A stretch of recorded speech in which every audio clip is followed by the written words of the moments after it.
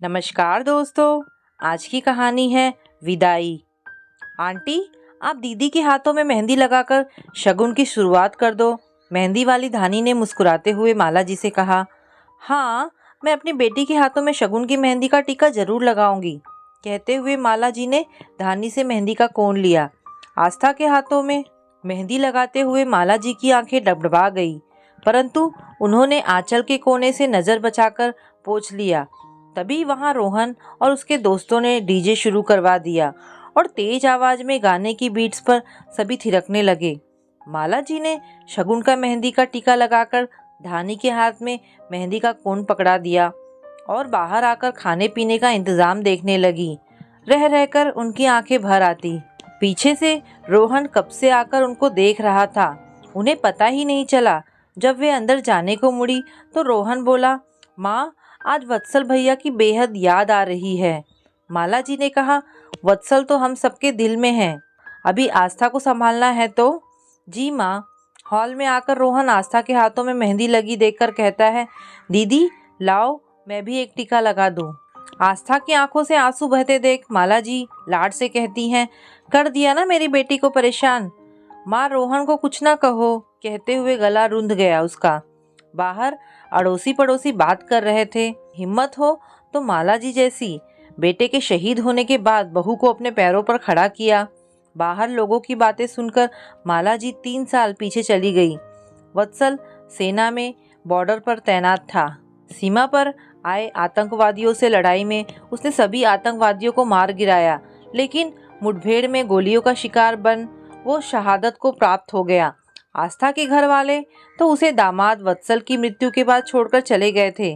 माला जी ने समाज की परवाह न करते हुए बहू आस्था को बेटी बना लिया। रोहन ने आस्था भाभी को दीदी मान लिया, अपनापन और प्यार दिया, ताकि आस्था को भूले से भी यह फीलिंग ना आए कि वह अकेली पड़ गई है। तीनों साथ मिलकर रोते, फिर एक दूसरे को चुप भी कराते। माला जी ने आस्था के लिए दिन रात एक कर दिए। धीरे धीरे आस्था नॉर्मल होने लगी। भले ही माला जी और रोहन के सामने कुछ ना दिखाती, परंतु वत्सल की याद में रात और दिन में आंसू छलक ही जाया करते थे आस्था के। कमोबश यही हाल माला जी और रोहन का था। माला जी और रोहन के सहयोग से जल्दी ही आस्था ने अपनी छूटी हुई पढ़ाई पूरी कर ली। आस्था ने कंपटीशन देने शुरू किए और उसकी बैंक में नौकरी लग गई। अब माला जी ने आस्था के लिए योग्य लड़का देखना शुरू किया।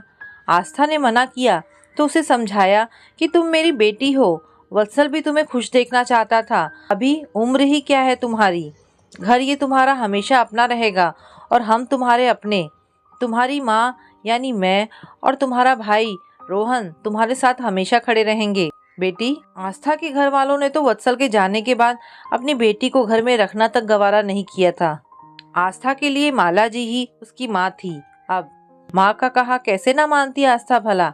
ममता का वास्तविक रूप माला जी के रूप में ही देखने और अनुभव करने को मिला था आस्था को। परिमल रोहन के बॉस हैं।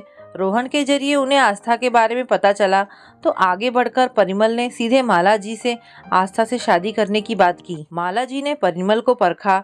उनके माता पिता से बात करने के बाद आस्था से राय पूछी। आस्था ने माला जी के ऊपर सब कुछ छोड़ दिया था। उसे उनके ऊपर पूरा विश्वास था, तो माला जी के समझाने पर वह परिमल से मिली। आस्था की रजामंदी से आस्था और परिमल की शादी तय हो गई और आज मेहंदी की रस्म है। तभी आस्था के लिए रोहन खाने की थाली ले आया और माला जी वर्तमान में लौटकर अपनी बेटी को अपने हाथों से खाना खिलाने लगी। मेहंदी के बाद तो दिन पता ही नहीं चले और देखते ही देखते हल्दी, भात, लगुन पड़ने के साथ विवाह का शुभ दिवस आ पहुंचा।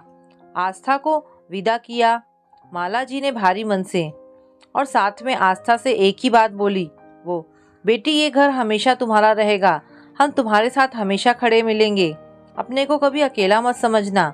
आस्था सिसकियां भरकर रो पड़ी तो रोहन बोला, दीदी मेकअप खराब हो जाएगा। रोते रोते आस्था के होंठ मुस्कुरा उठे। परिमल बोल उठे, मम्मी जी, आस्था को कोई तकलीफ नहीं होगी और आपकी बेटी पर आपका पहले जैसा ही हक रहेगा। कहीं ना कहीं माला जी आज दिल में आस्था के लिए संतुष्ट हैं। अपने बहू को अपनी बेटी बनाकर पैरों पर खड़ा किया और अच्छा जीवन साथी देखभाल कर बेटी का घर बसाया।